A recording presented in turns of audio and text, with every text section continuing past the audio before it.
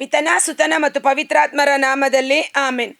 ನಿಮ್ಮ ವರಗಳಿಂದ ನಮ್ಮನ್ನು ಬಲಪಡಿಸಿ ಲೋಕದ ಶಕ್ತಿಯ ಎದುರಿಸಿ ಗೆಲ್ಲಲು ನಮ್ಮಲ್ಲಿ ವಾಸಿಸಿರಿ. ಪಾವನಾತ್ಮನೇ, ಪ್ರಿಯ ಪಾವನಾತ್ಮರೇ, ಇಳಿದು ಬಾದೇವ, ಬೇಗ ಬಾದೇವ ನಮ್ಮ ಮಧ್ಯದಲ್ಲಿ. ಪ್ರಭು ಕ್ರಿಸ್ತರಲ್ಲಿ ಆತ್ಮೀಯ ಸಹೋದರ ಸಹೋದರಿಯರೇ, ಈ ದಿನದ ಮುಂಜಾನೆಯ ಜೀವಸ್ವರ ಪ್ರಕಟಣಾ ಗ್ರಂಥ 16ನೇ ಅಧ್ಯಾಯ ವಚನ 12ರ ಮೇಲ್ಪಟ್ಟು, 6ನೆಯ ದೇವದೂತನು ತನ್ನ ಪಾತ್ರೆಯಲ್ಲಿದ್ದುದನ್ನು ಯುಪ್ರಟಿಸ್ ಎಂಬ ಮಹಾ ನದಿಯ ಮೇಲೆ ಸುರಿದನು. ಕೂಡಲೇ ಅದರ ನೀರು ಬತ್ತಿ ಹೋಯಿತು. ದೇವರ ಚಿತ್ತ, ದೈವ ಯೋಜನೆ ನೆರವೇರಬೇಕಾದರೆ ಕೆಲವೊಂದು ಘಟನೆಗಳು ಪ್ರಾರಂಭವಾಗುತ್ತದೆ. ಕಾರಣ, ಪವಿತ್ರ ಗ್ರಂಥದಲ್ಲಿ ಬರೆದಿರುವ ಒಂದು ಅಕ್ಷರವಾಗಲಿ ಚುಕ್ಕೆಯಾಗಲಿ ವ್ಯರ್ಥವಾಗದು. ಭೂಮಿ ಆಕಾಶ ಅಳಿದು ಹೋದರೂ ನನ್ನ ವಾಕ್ಯಗಳು ನೆರವೇರಿಯೇ ತೀರುವುದು. ಆದ ಕಾರಣ ಎಸೆಕೆಲ್ ಪ್ರವಾದಿಗೆ ಕೊಟ್ಟಂಥ ಸುರುಳಿ ಮತ್ತು ಪ್ರಕಟಣಾ ಗ್ರಂಥ 10ನೇ ಅಧ್ಯಾಯದಲ್ಲಿ ಯೋಹಾನರಿಗೆ ಆ ದೇವದೂತನು ಕೊಟ್ಟಂಥ ಸುರುಳಿ ಪ್ರಲಾಪಗಳು, ಅದು ಸಿಹಿ ಮತ್ತು ಕಹಿಯಾಗಿತ್ತು. ಸಿಹಿ ಆಶೀರ್ವಾದದ ವಚನಗಳು, ಕಹಿ ಈ ಲೋಕದ ಮೇಲೆ ನಡೆಯಲಿರುವ ಕಷ್ಟಕರವಾದ ಕಹಿಯಾದ ಘಟನೆಗಳಾಗಿದೆ. ಆದರೆ ದೇವಜನರಿಗೆ ದೇವರ ದೈವಿಕ ಸಂರಕ್ಷಣೆ, ದೇವರ ವಿರೋಧಿಗಳಿಗೆ ಆ ತೀರ್ಪುಂಟು. ಈ ಸಮುದ್ರದ ಯಾವುದು ಜೋರ್ಡಾನ್ ಯುಪ್ರಟಿಸ್ ನದಿಯ ಮೇಲೆ ಸುರಿದ ಕಾರಣ ಆ ನದಿಯ ನೀರು ಒಣಗಿ ಹೋಯಿತು. ಆ ನದಿಯ ನೀರು ಒಣಗಿದಾಗ ಏನಾಗುತ್ತೆ? ಇದರ ಪರಿಣಾಮವಾಗಿ ಪೂರ್ವ ದೇಶದ ರಾಜರು ಬರುವುದಕ್ಕೆ ಮಾರ್ಗವಾಯಿತು. ಕೊನೆ ಕಾಲದಲ್ಲಿ ಎಲ್ಲ ದೇಶದ ರಾಜರುಗಳು ಒಂದಾಗುವರು. ಒಬ್ಬನೇ ಅರಸ ಎಂಬ ರೀತಿಯಲ್ಲಿ ಇಡೀ ದೇಶವನ್ನು ಕಂಟ್ರೋಲ್ ಮಾಡುವಂತೆ ಆ ಮೃಗ ಮತ್ತು ಆ ವಿಗ್ರಹಕ್ಕೆ ಜೀವ ಕೊಟ್ಟಂಥ ಘಟಸರ್ಪ ಇವು ಅಧಿಕಾರವನ್ನು ವಶಪಡಿಸಿಕೊಳ್ಳುವುದು. ಇದರ ಕುರಿತು ಮುಂದೆ ನೋಡೋಣ ಇರಿ. ಈಗ ಬೇರೆ ಬೇರೆ ರಾಜರುಗಳು ಒಂದಾಗಲು ಅವರಿಗೆ ಮಾರ್ಗ ಸರಾಗವಾಯಿತು. ಇವುಗಳಾದ ಮೇಲೆ ಕಪ್ಪೆಗಳಂತಿದ್ದ 3 ದುಷ್ಟಾತ್ಮಗಳನ್ನು ನಾನು ಕಂಡೆ. ಕಪ್ಪೆಗಳು ಅವು ಘಟಸರ್ಪದ ಬಾಯಿಯೊಳಗಿಂದ, ಮೃಗದ ಬಾಯಿಯ ಒಳಗಿಂದ, ಕಪಟ ಪ್ರವಾದಿಯ ಬಾಯಿಯೊಳಗಿಂದ ಹೊರಟು ಬಂದವು. ಕಪ್ಪೆಗಳು ಹೇಗೆ ವಟ ವಟ ವಟ ವಟ ಅಂತ ಇರುತ್ತೆ, ಆ ರೀತಿಯಲ್ಲಿ ಕಪಟ ಪ್ರವಾದಿಗಳು ಈಗಾಗಲೇ ನಮ್ಮ ಮಧ್ಯದಲ್ಲಿ ಇದ್ದಾರೆ. ಈಗ ಮಾತ್ರ ಅಲ್ಲ, ಆದಿ ಧರ್ಮಸಭೆಯಲ್ಲೇ ಇದ್ದರು. ಆದಿ ಧರ್ಮಸಭೆಯಲ್ಲಿ ಮಾತ್ರವಲ್ಲ, ಮೋಶೆಯ ಕಾಲದಲ್ಲೇ ಇದ್ದರು. ಮೋಶೆ ಫರೋಹನ ಮನೆಯಲ್ಲಿ ಹೋಗಿ ಅಷ್ಟು ಅದ್ಭುತಗಳನ್ನು ಮಾಡುವಾಗಲೂ ಯನ್ನ ಮತ್ತು ಯಮ್ರ ಎಂಬ ಮಂತ್ರವಾದಿಗಳು ಮೋಶೆಯನ್ನು ಪ್ರತಿಭಟಿಸಿದರು. ಮೋಶೆ ಮಾಡುವುದನ್ನು ನಾವು ಮಾಡುತ್ತೇವೆ ಎನ್ನುವ ರೀತಿಯಲ್ಲಿ ದುಷ್ಟಶಕ್ತಿಗಳ ಸಹಾಯದಿಂದ ಅವರು ಮಾಡಲು ಪ್ರಾರಂಭ ಮಾಡಿದ್ದನ್ನು ನಾವು ನೋಡುತ್ತೇವೆ. 1 ಯೋಹಾನ 4ನೇ ಅಧ್ಯಾಯದಲ್ಲಿ ಯೋಹಾನರು ಹೇಳುತ್ತಾರೆ, ಕಪಟ ಪ್ರವಾದಿಗಳು ಬರುತ್ತಾರೆಂದು ನೀವು ಕೇಳಿದ್ದೀರಿ, ಅದು ಈಗಾಗಲೇ ನಮ್ಮ ಮಧ್ಯದಲ್ಲಿ ತಲೆದೋರಿದೆ. ಮನುಷ್ಯ ಆಗಿ ಬಂದ ಕ್ರಿಸ್ತನನ್ನು ದೇವರ ಪುತ್ರ ಎಂದು ಸ್ವೀಕರಿಸಿಕೊಳ್ಳುವವನು ದೇವರ ಆತ್ಮ.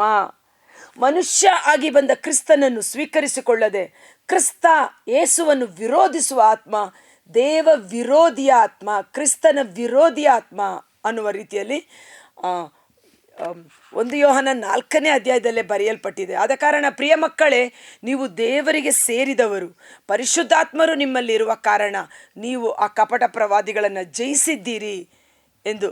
ಈ ಲೋಕದಲ್ಲಿರುವ ದುರಾತ್ಮನಿಗಿಂತಲೂ ನಮ್ಮೊಳಗಿರುವ ಪವಿತ್ರಾತ್ಮರು ಬಲಾಢ್ಯರಾಗಿದ್ದಾರೆ. ಆಮೇನ್. ಇವು ಪವಾಡ ಕಾರ್ಯಗಳನ್ನು ಎಸಗುವ ದೆವ್ವಾತ್ಮಗಳು. ಅದಕ್ಕೆ ಈ ಒಂದು ಘಟಸರ್ಪ, ಮೃಗ ಮತ್ತು ಆ ಕಪಟ ಪ್ರವಾದಿಗಳು ಏನು ಮಾಡ್ತಾರೆ? ಪವಾಡಗಳನ್ನು ಎಸಗುವ ಶಕ್ತಿ ಅವರಿಗಿರುತ್ತೆ. ದೆವ್ವಾತ್ಮಗಳು 2 ಕೊರಿಂಥ 11 ವಚನ 13-14 ಆ ವಾಕ್ಯ ಓದುವ.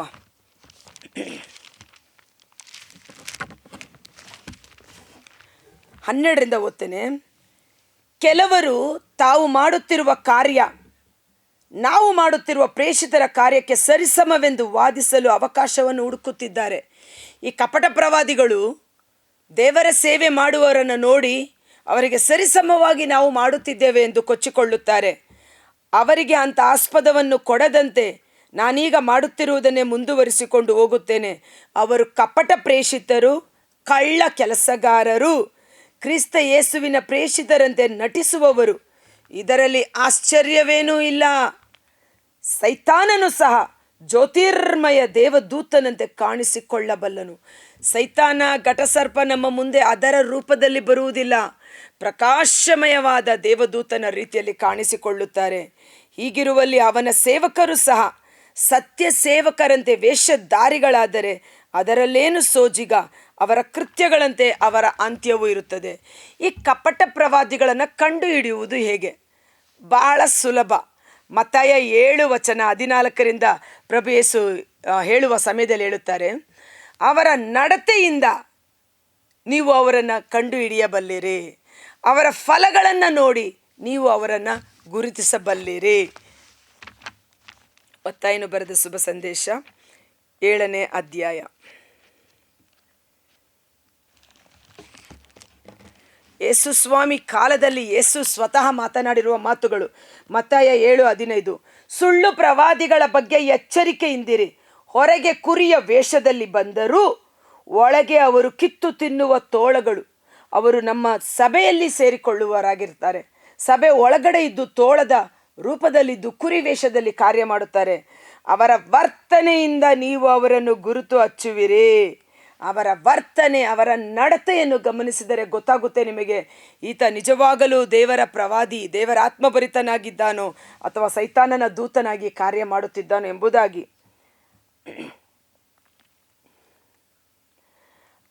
20ನೇ ವಚನ, ಆದುದರಿಂದ ಸುಳ್ಳು ಪ್ರವಾದಿಗಳನ್ನು ಅವರ ನಡತೆಯಿಂದ ಗುರುತು ಹಚ್ಚುವಿರಿ. ವೆರಿ ಸಿಂಪಲ್, ವೆರಿ ಈಸಿ, ನೀವು ಕಂಡುಹಿಡಿಬಹುದು, ಭಯಪಡಬೇಡಿ. ಮುಳ್ಳು ಕಳ್ಳಿಯಲ್ಲಿ ದ್ರಾಕ್ಷೆ ಕೊಯ್ಯುವುದುಂಟೆ, ಮದ್ದು ಗಣಿಕೆಯಲ್ಲಿ ಅಂಜೂರ ಕೀಳುವುದುಂಟೆ. ಒಳ್ಳೆಯ ಮರ ಒಳ್ಳೆಯ ಹಣ್ಣು, ಕೆಟ್ಟ ಮರ ಕೆಟ್ಟ ಹಣ್ಣನ್ನು ಕೊಡುತ್ತದೆ. ಒಳ್ಳೆಯ ಮರ ಕೆಟ್ಟ ಹಣ್ಣನ್ನು ಕೊಡಲಾಗದು, ಕೆಟ್ಟ ಮರ ಒಳ್ಳೆಯ ಹಣ್ಣನ್ನು ಕೊಡಲಾಗುವುದು. ಆದ್ದರಿಂದ ಸುಳ್ಳು ಪ್ರವಾದಿಗಳನ್ನು ಅವರ ನಡತೆಯಿಂದಲೇ ನೀವು ಕಂಡುಹಿಡಿಯುವಿರಿ. ಇವು ಪವಾಡ ಕಾರ್ಯವನ್ನೆಸಗುವ ದುಷ್ಟಾತ್ಮಗಳು. ಮತ್ತಾಯ 24ರಲ್ಲಿ ಪ್ರಭು ಯೇಸು ನುಡಿದರು, ವಿಶ್ವಾಸಿಗಳೂ ಸಹ ಮೋಸ ಹೋಗುವ ರೀತಿಯಲ್ಲಿ ಆ ಸುಳ್ಳು ಪ್ರವಾದಿಗಳು ಅದ್ಭುತ ಕಾರ್ಯಗಳನ್ನು ನಡೆಸಿ ಅವರನ್ನು ಮರುಳುಗೊಳಿಸುವರು. ಆದ ಕಾರಣ ಕೊನೆ ಕಾಲದಲ್ಲಿ ಸತ್ಯ ಜ್ಞಾನದಲ್ಲಿ ಬೆಳೆಯಬೇಕೇ ಹೊರತು ಅದ್ಭುತಗಳ ಹಿಂದೆ ನಾವು ಹೋಗಬಾರದು. ಯೇಸು ಸೌಖ್ಯದಾಯಕ, ಪಾಪ ವಿಮೋಚಕ, ನಿತ್ಯ ಜೀವಕ್ಕೆ ನಮಗೆ ಕೃಪೆ ನೀಡಿರುವ ದೇವರು. ವಿಶ್ವಾಸಿಗಳು ಸಹ ಮೋಸ ಹೋಗುವಂಥ ಚಮತ್ಕಾರಗಳನ್ನು ಅವರು ಮಾಡುವರು. ಸರ್ವಶಕ್ತ ದೇವರ ಮಹಾದಿನದಲ್ಲಿ ನಡೆಯುವ ಯುದ್ಧಕ್ಕಾಗಿ, ಮಹಾದಿನದಲ್ಲಿ ನಡೆಯುವ ಯುದ್ಧ, ಅದನ್ನೇ ಮುಂದಿನ ವಚನದಲ್ಲಿ ಹರ್ಮಗೆದೋನ್ ಎಂದು ಹೆಸರಿಡಲಾಗಿದೆ. ಅದು ನಾಳೆ ನೋಡುವ ದೇವರ ದಿನ ಅಥವಾ ಆ ಭಯಂಕರವಾದ ದಿನ, ಆ ಕರಾಳ ದಿನ. ಜೆಫಾನಿಯದಲ್ಲಿ ಬಹಳ ಚೆನ್ನಾಗಿ ಹೇಳಿದೆ. ಜೆಫಾನಿಯ ಗ್ರಂಥ, ಯೇಸುವೆ ಸ್ತೋತ್ರ, ಹಾಲೆಲುಯ್ಯ. ಎಲ್ಲ ಭೂರಾಜರುಗಳು ಒಂದಾಗುವರು. ಈಗಾಗಲೇ ನೀವು ನೋಡಿ, ಅನೇಕ ಪ್ರೈಮ್ ಮಿನಿಸ್ಟರ್ಸು ಈಗ ಚೀನಾ, ಅಮೇರಿಕಾ, ಭಾರತ ಒಪ್ಪಂದ ಮಾಡಿಕೊಂಡಿದೆ, ರಾಜಿಯಾಗಿದೆ.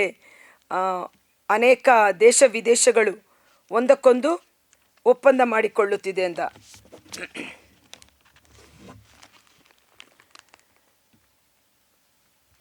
ಆ ಮಹಾದಿನ ಅಂತ ಜೆಫಾನಿಯ ಗ್ರಂಥ 1ನೇ ಅಧ್ಯಾಯ ವಚನ 14, ಸರ್ವೇಶ್ವರ ಸ್ವಾಮಿಯ ಮಹಾದಿನ ಹತ್ತಿರವಾಯಿತು, ಸಮೀಪಿಸಿತು, ಅದು ಬಹು ತ್ವರೆಯಾಗಿ ಬರುತ್ತಿದೆ, ಕಠೋರವಾದ ದಿನ, ಆ ದಿನದ ಸುದ್ದಿ ಕಹಿಯಾದುದು. ಆ ದಿನ ಬಹಳ ಭಯಂಕರವಾದುದು. ಅದನ್ನು ಎದುರಿಸಲು ಯಾರಿಂದ ತಾನೇ ಸಾಧ್ಯ ಅನ್ನುವ ರೀತಿಯಲ್ಲಿ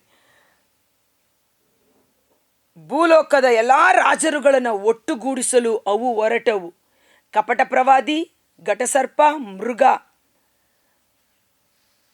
ಅದಕ್ಕೆ ಸಂಬಂಧಪಟ್ಟ ವ್ಯಕ್ತಿಗಳು ಭೂಲೋಕದ ಎಲ್ಲ ರಾಜರುಗಳನ್ನು ಒಟ್ಟುಗೂಡಿಸುತ್ತಾರೆ. ಈಗಾಗಲೇ ನೀವು ನೋಡ್ಬೋದು, ಮಹಾಧರ್ಮ ಸಮ್ಮೇಳನ ಅಂತ ಎಲ್ಲ ಧರ್ಮದ ಗುರುಗಳು ಒಟ್ಟಾಗಿ ಸೇರಿ ಅವರು ಅಂತಾರಾಷ್ಟ್ರೀಯ ಇಂಟರ್ನ್ಯಾಷನಲ್ ಲೆವೆಲಲ್ಲಿ ಸಮ್ಮೇಳನಗಳನ್ನು ನಡೆಸ್ತಾ ಇದ್ದಾರೆ. ಅವರೆಲ್ಲ ಒಟ್ಟಾಗಿ ಸೇರಿ ಏನು ತೀರ್ಪು ಕೈಗೊಳ್ಳುತ್ತಾರೋ ಅದು ಜನರಲ್ಲಿ ಕಾರ್ಯ ಮಾಡಲು ಪ್ರಾರಂಭ ಮಾಡುತ್ತದೆ. ಎಲ್ಲ ರಾಜ್ಯರುಗಳು ಒಂದುಗೂಡುವವು. ಇಗೋ, ಕಳ್ಳನು ಬರುವಂತೆ ನಾನು ಬರುತ್ತೇನೆ, ಬೆತ್ತಲೆಯಾಗಿ ಎಲ್ಲರ ಮುಂದೆ ನಾಚಿಕೆಗೀಡಾಗದಂತೆ ಎಚ್ಚರವಾಗಿದ್ದು ತನ್ನ ವಸ್ತ್ರಗಳನ್ನು ಧರಿಸಿಕೊಂಡಿರುವವನು ಭಾಗ್ಯವಂತನು. Praise the Lord. ಆ ದಿನವಾಗಲಿ ಆ ಗಳಿಗೆಯಾಗಲಿ ಯಾವಾಗ ಬರುತ್ತದೆಂದು ದೇವರಿಗೆ ಹೊರತು ಮತ್ತಾರಿಗೂ ತಿಳಿದಿಲ್ಲ. ಆದ್ದರಿಂದ ಯಾರಾದರೂ ಪ್ರವಾದನೆಯಲ್ಲಿ ಕೊನೆಯ ದಿನ ಬಂದ್ಬಿಡ್ತು, ಮಹಾದಿನ ಬಂದ್ಬಿಡ್ತು ಅಂದರೆ ನೀವು ಆಕಸ್ಮಿಕರಾಗಿ ಆಶ್ಚರ್ಯ ಪಡಬೇಡಿ. ಆ ದಿನ ನಮಗೆ ಯಾರಿಗೂ ಗೊತ್ತಿಲ್ಲ, ಅದು ಕಳ್ಳನು ಬರುವಂತೆ ಬರುವುದು. ನಾವೇನು ಮಾಡಬೇಕು? ನಾವು ಎಚ್ಚೆತ್ತು ಆ ದಿನಕ್ಕಾಗಿ ಸಿದ್ಧರಾಗಿರಬೇಕು. 1 ಥೆಸಲೋನಿಕ 5ನೇ ಅಧ್ಯಾಯ. ರಾತ್ರಿಯಲ್ಲಿ ಕಳ್ಳನು ಬರುವಾಗೆ, 2ನೇ ವಚನ, ಪ್ರಭುವಿನ ದಿನ ಮಹಾದಿನ, ನ್ಯಾಯ ತೀರ್ಪಿನ ದಿನ ಬರುವುದೆಂದು ನೀವು ಚೆನ್ನಾಗಿ ಬಲ್ಲಿರಿ. ಎಲ್ಲವೂ ಶಾಂತ ಸುಭದ್ರವೆಂದು ಜನರು ಎಣಿಸುತ್ತಿರುವಾಗಲೇ ಗರ್ಭಿಣಿಗೆ ಪ್ರಸವ ವೇದನೆ ಉಂಟಾಗುವಂತೆ ವಿನಾಶ ಅವರ ಮೇಲೆ ಬಂದೆರಗುವುದು. ಇದರಿಂದ ಯಾರು ತಪ್ಪಿಸಿಕೊಳ್ಳುವಂತಿಲ್ಲ. ಒಂದು ಗರ್ಭಿಣಿ ಸ್ತ್ರೀ ಚೆನ್ನಾಗಿದೆ, ಪರವಾಗಿಲ್ಲ, ನೋವಿಲ್ಲ ಅಂತ ಮಲಗಿರ್ತಾರೆ. ಆದರೆ ಯಾವ ಸಮಯದಲ್ಲಿ ದಿಢೀರಂತೆ ಆ ಪ್ರಸವ ಡೆಲಿವರಿ ಪೇಯ್ನ್ ಬರುತ್ತೆ ಗೊತ್ತಾಗುವುದಿಲ್ಲ. ಆವಾಗ ಎಲ್ಲರೂ ಅಲರ್ಟ್ ಆಗ್ತಾರೆ. ಆ ರೀತಿಯಲ್ಲಿ ಆ ದಿನ ಯಾವಾಗ ಬರುತ್ತೆ ಗೊತ್ತಿಲ್ಲ. ಅದಕ್ಕಾಗಿ ಸದಾ ಸನ್ನದ್ಧರಾಗಿರಿ.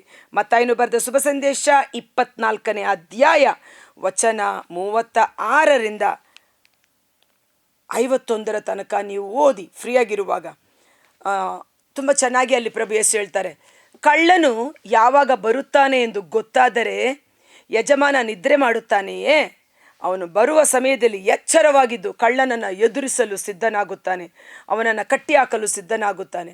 ಇವನು ಒಳ್ಳೆಯ ಯಜಮಾನ ಅಥವಾ ಒಳ್ಳೆಯ ಮೇಸ್ತ್ರಿ. ಆದರೆ ಕಳ್ಳ ಯಾವಾಗಾದರೂ ಬರಲಿ, ಏನಾದರೂ ಮಾಡಿಕೊಳ್ಳಿ ಅಂತ ನಿದ್ರಿಸುವವನು ಸೂರೆ ಒಡೆದುಕೊಂಡು ಹೋಗಲು ತನ್ನ ಮನೆಯನ್ನು ಬಿಟ್ಟು ಕೊಡುತ್ತಾನೆ. ಸೊ ಮೆಚ್ಚತಕ್ಕ ಮೇಸ್ತ್ರಿ ಯಾರು? ಯಜಮಾನ ಯಾವಾಗ ಬರುತ್ತಾನೋ ಎಂದು, ಯಾವ ಜಾವದಲ್ಲಿ ಆದರೂ ಬರಬಹುದು ಎಂದು ತನ್ನ ಕೆಲಸಗಳನ್ನೆಲ್ಲ ಶಿಸ್ತಾಗಿ ಮಾಡಿಕೊಂಡು ಸದಾ ಸಿದ್ಧರಾಗಿದ್ದು ನಡುಕಟ್ಟಿಕೊಂಡು ಇರುವವನು. ಯಜಮಾನ ಬಂದು ನೋಡಿದಾಗ, ಬಲ, ನೀನು ನಂಬಿಗಸ್ತನಾದ ಸೇವಕ, ನನ್ನ ತಂದೆಯ ಸೌಭಾಗ್ಯದಲ್ಲಿ ಭಾಗಿಯಾಗು ಎಂದು ಹೇಳುತ್ತಾನೆ. ಆದರೆ ಯಾವ ಮೇಸ್ತ್ರಿ ಅಥವಾ ಸೇವಕ ಯಜಮಾನ ಯಾವಾಗಾದರೂ ಬರಲಿ, ನೋಡಿಕೊಳ್ಳೋಣ, ಬಂದಾಗ ನೋಡಿಕೊಳ್ಳೋಣ ಎಂದು ಕುಡಿದು ತಿಂದು ಪ್ರಾಪಂಚಿಕ ವ್ಯಾಮೋಹದಲ್ಲಿ ಮಗ್ನನಾಗಿರುತ್ತಾನೋ ಅವನು ಖಂಡನೆಗೆ ಗುರಿಯಾಗುತ್ತೇನೆ. ಇವತ್ತು ಮೆಚ್ಚತಕ್ಕ ಮೇಸ್ತ್ರಿ ಅಂತ ಇದೆ. ಮೇಸ್ತ್ರಿ ಅಂದ್ರೇನು? ಕೆಲಸಗಾರರನ್ನು ಇಟ್ಟುಕೊಂಡು ಕೆಲಸ ಮಾಡುವ ವ್ಯಕ್ತಿ. ಇವತ್ತು ನಮ್ಮ ಕುಟುಂಬ, ಇವತ್ತು ದೇವರು ನಮಗೆ ಕೊಟ್ಟಿರುವ ಪ್ರಾರ್ಥನಾ ತಂಡ, ದೇವರು ನಮಗೆ ಕೊಟ್ಟಿರುವ ಈ ನಗರ, ಇದರ ಸಂರಕ್ಷಣೆಗಾಗಿ ಎಚ್ಚೆತ್ತು ಪ್ರಾರ್ಥನೆ ಮಾಡಬೇಕಾದದ್ದು ನಮ್ಮೆಲ್ಲರ ಕರ್ತವ್ಯವಾಗಿದೆ. ಕರ್ತರಾದ ಯೇಸುವೇ, ಮುಂಜಾನೆ ಜೀವ ಸ್ವರವನ್ನು ಆಲಿಸುತ್ತಿರುವ ಪ್ರತಿಯೊಬ್ಬ ಸಹೋದರ ಸಹೋದರಿಯರು, ಅವರ ಕುಟುಂಬಗಳನ್ನು ನಿಮ್ಮ ಬಲಾಢ್ಯವಾದ ಗಾಯಗೊಂಡ ಕರಗಳಿಗೆ ಸಮರ್ಪಿಸುತ್ತೇನೆ. ಕಪಟ ಪ್ರವಾದಿಗಳನ್ನು ನೀವು ಜಯಿಸಿದ್ದೀರಿ. ಅವರನ್ನು ನೀವು ಅವರ ನಡತೆಯಿಂದ ಗುರುತಿಸಬಲ್ಲಿರಿ. ವಿಶ್ವಾಸಿಗಳು ಮೋಸ ಹೋಗುವಂಥ ಅದ್ಭುತ ಕಾರ್ಯಗಳನ್ನು ಅವರು ನಡೆಸುವಾಗ ಆ ಘಟನೆಗಳು, ಅವರು ಬೋಧನೆ ಮಾಡುವ ವಾಕ್ಯ ದೇವರ ವಾಕ್ಯಕ್ಕೆ ಅನುಗುಣವಾಗಿದೆಯೇ ಎಂದು ವಾಕ್ಯವನ್ನು ನೀವು ಪರೀಕ್ಷಿಸುವಷ್ಟರ ಮಟ್ಟಿಗೆ ಸತ್ಯ ಜ್ಞಾನದಲ್ಲಿ ಬೆಳೆದಿರಬೇಕು. ಸಂತ ಪೌಲ ಥೆಸಲೋನಿಕ ಪಟ್ಟಣದಲ್ಲಿ ಸುವಾರ್ತೆಯನ್ನು ಸಾರುವಾಗ ಆ ಊರಿನ ಜನರು ಆತ ಹೇಳುತ್ತಿದ್ದ ಮಾತು ಪವಿತ್ರ ಗ್ರಂಥದಲ್ಲಿ ಇದೆಯೇ ಎಂದು ತಿಳಿದುಕೊಳ್ಳುವಷ್ಟರ ಮಟ್ಟಿಗೆ ಜ್ಞಾನದಿಂದ ಇದ್ದರು. ಭಕ್ತಿ ಒಳ್ಳೆಯದು, ಭಕ್ತಿಗಿಂತ ಸತ್ಯ ಜ್ಞಾನವನ್ನು ನಾವು ಪಡೆದುಕೊಳ್ಳಬೇಕು. ಸತ್ಯವನ್ನು ನೀವು ತಿಳಿದುಕೊಳ್ಳಿರಿ, ಸತ್ಯ ನಿಮ್ಮನ್ನು ಬಿಡುಗಡೆ ಮಾಡುವುದು. ಆದ ಕಾರಣ ಇತ್ತೀಚಿನ ದಿನಗಳಲ್ಲಿ ನಾವು ದೇವರ ವಾಕ್ಯವನ್ನು ಹೆಚ್ಚು ಓದುವ, ದೇವರ ವಾಕ್ಯವನ್ನು ಧ್ಯಾನಿಸಿ, ಆ ವಾಕ್ಯವನ್ನು ಅರ್ಥೈಸಿಕೊಂಡು ಆ ವಾಕ್ಯದಂತೆ ಜೀವಿಸಲು ಎಲ್ಲ ದುಷ್ಟ ಕಾರ್ಯಗಳನ್ನು ಬಿಟ್ಟು ಕುಡಿತ, ದುಂದೌತಣ, ಪ್ರಾಪಂಚಿಕ ಚಿಂತೆ ಪೇಚಾಟಗಳಲ್ಲಿ ಮಂದಮತಿಗಳಾಗಬೇಡಿ. ಊರಲಿನಂತೆ ಆ ದಿನ ಯಾವಾಗ ಬರುವುದೆಂದು ಗೊತ್ತಿಲ್ಲ. ಆದ ಕಾರಣ ಪ್ರಾರ್ಥನೆಯಲ್ಲಿ ಎಚ್ಚರವಾಗಿದ್ದು ಆ ಯೇಸುವಿನ ಬರುವಿಕೆಯನ್ನು ಎದುರು ನೋಡುತ್ತಾ ನಾವು ಸಿದ್ಧರಾಗಿರೋಣ. ಪರಿಶುದ್ಧಾತ್ಮರು ನಮ್ಮೊಳಗಿದ್ದು ನಮ್ಮನ್ನು ರೂಪಾಂತರಗೊಳಿಸಿ ಮಾರ್ಪಡಿಸಿ ಯೇಸುವಿನ ಸ್ವಾರೂಪ್ಯದಲ್ಲಿ ನಮ್ಮನ್ನು ದಿನೇ ದಿನೇ ಮಹಿಮೆಯಿಂದ ಮಹಿಮೆಗೆ ಕೊಂಡೊಯ್ಯುವ ಅಭಿಷೇಕ ನಮ್ಮಲ್ಲಿ ಕಾರ್ಯ ಮಾಡಲಿ. ಯೇಸುವಿನ ಅದ್ಭುತಕರವಾದ ನಾಮದಲ್ಲಿ ಪ್ರಾರ್ಥಿಸಿ ಬೇಡಿ ಹೊಂದಿಕೊಳ್ಳುತ್ತೇವೆ. ಆಮೇನ್. God bless you. ಈ ವಿಡಿಯೋ ಲಿಂಕನ್ನು ಪರರಿಗೂ ಶೇರ್ ಮಾಡಿ ಆಶೀರ್ವಾದವನ್ನು ಹೊಂದಿಕೊಳ್ಳಿ. Thank you.